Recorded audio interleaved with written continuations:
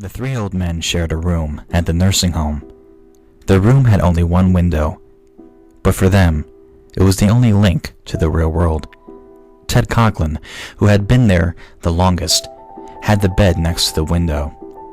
When Ted died, the man in the next bed, George Best, took his place, and the third man, Richard Green, took George's bed. Despite his illness, George was a cheerful man who spent his days describing the sights he could see from his bed. Pretty girls, a policeman on horseback, a traffic jam, a pizza parlor, a fire station, and other scenes of life outside.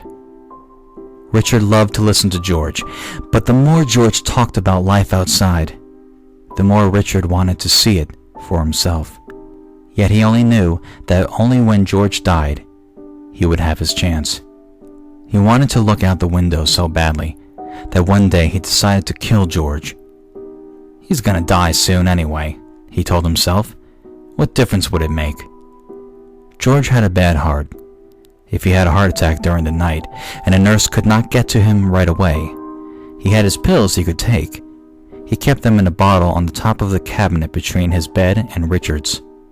All Richard had to do was knock the bottle to the floor, where George could not reach it. A few nights later, George died just as Richard had planned he would. And the next morning, Richard was moved to the bed by the window. Now he would see for himself all the things outside that George had described. After the nurse had left, Richard turned to the window and looked out. But all he could see was a blank brick wall.